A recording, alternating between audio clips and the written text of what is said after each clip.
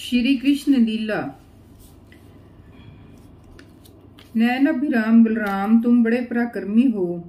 ग्वाल वाले इस प्रकार कहने लगे, हमारे चित्तचोर श्याम सुंदर, तुमने बड़े बड़े दुष्टों का संहार किया है। उन्हीं दुष्टों के समान ये भूख भी हमें सता रही है, अतः तुम दोनों इसे भी बुझाने का कोई उपाय करो।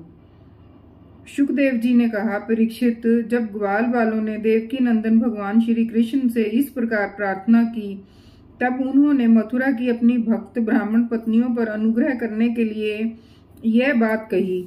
मेरे प्यारे मित्रों, यहाँ से थोड़ी ही दूर पर वेदवादी ब्राह्मण स्वर्ग की कामना से अंगिरस नाम का यज्ञ कर रहे हैं। तुम उनकी यज्ञशाला में जाओ। ग्वाल वालों, मेरे भेजने से वहां जाकर तुम लोग मेरे बड़े भाई भगवान श्री बलराम जी का और मेरा नाम लेकर कुछ थोड़ा सा भात भोजन की सामग्री मांग लाओ।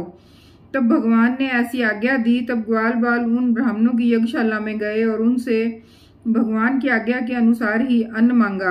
पहले उन्होंने पृथ्वी पर गिर कर दंडवत प्रणाम किया और फिर हाथ जोड़कर कहा, पृथ्वी के मूर्तिमान देवता ब्राह्मणों, आपका कल्याण हो। आपसे निवेदन है कि हम ब्रज के ग्वाले हैं। भगवान श्री कृष्ण और बलराम जी की आज्ञा से हम आपके पास आए हैं।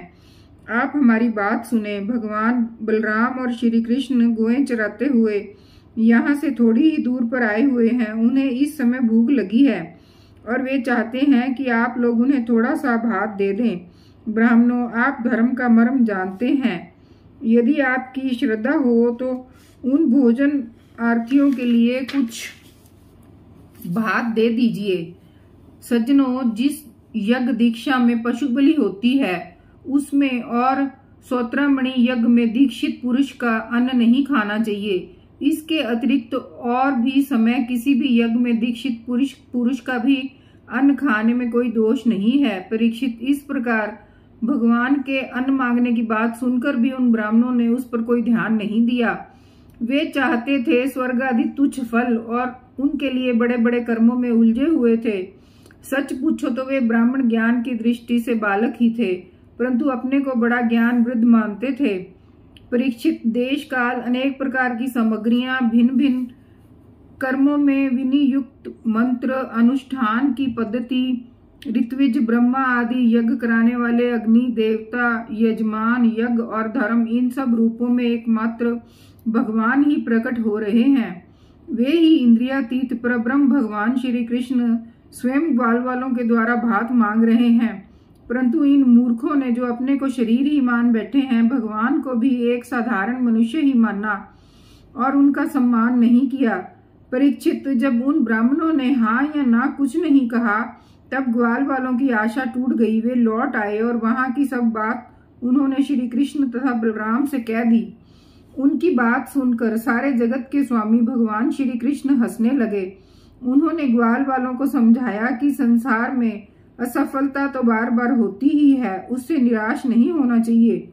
बार बार प्रयत्न करते रहने से सफलता मिल ही जाती है। फिर उनसे कहा, मेरे प्यारे ग्वाल वालों, इस बार तुम लोग उनकी पत्नियों के पास जाओ और उनसे कहो कि राम और श्याम जहाँ आए हैं, तुम जितना चाहोगे उतना भोजन वे तुम्हें देंगी। वे मुझसे बड़ा प्रेम करती हैं, उनका मन सदा सर्वदा मुझ में लगा रहता है। आपकी बार ग्वाल बाल पत्नीशाला में गए। वहां जाकर देखा तो ब्राह्मणों की पत्नियां सुंदर सुंदर वस्त्र और गहनों से सज धज कर बैठी हैं। उन्होंने द्विज पत्नियों को प्रणाम करके बड़ी नम्रता से ये बात कही, आप विप्र पत्नियों को हम नमस्कार करते हैं, आप कृपा करके हमारी बात सुने। भगवान श्री कृष्ण यहाँ से थोड़ी ही दूर पर आए हुए हैं और उन्होंने ही हमें आपके पास भेजा है। वे ग्वाल बाल और बलराम जी के साथ गोएं चराते हुए इधर बहुत दूर आ गए हैं। इस समय उन्हें और उनके साथियों को भूख लगी है। आप उनके लिए कुछ भोजन दे दें। परीक्षित, वे ब्राह्मणियां बहुत दिनों से भगवान की मनोहर लीलाएं सुनती थीं। उनका मन उनमें लग चुका था। वे सदा सर्वदा इस बात के लिए उत्सुक रहती थीं कि किसी प्रकार श्री कृष्ण के दर्शन हो जाएं।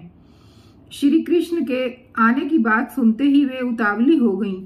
उन्होंने बर्तनों में अत्यंत स्वादिष्ट और हितकर भक्ष्य भोज्य लेह और चोष्य चारों प्रकार के भोजन सामग्री ले ली तथा भाई बंधु पति पुत्रों के रोकने पर भी अपने प्रियतम भगवान श्री कृष्ण के पास जाने के लिए घर से निकल पड़ी। ठीक वैसे ही जैसे नदियां समुद्र के लिए क्यों ना हो, ना जाने कितने दिनों से पवित्र कीर्ति भगवान श्री कृष्ण के गुण, लीला, सौंदर्य और माधुर्य आदि का वर्णन सुन सुनकर उन्होंने उनके चरणों पर अपना हृदय निछावर कर दिया था। ब्राह्मण पत्नियों ने जाकर देखा कि यमुना के तट पर नए नए कोपलों से शोभायमान अशोक वन में ग्वाल बालों से घिरे हुए बलराम जी के साथ श्री कृष्ण इधर उधर घूम रहे हैं।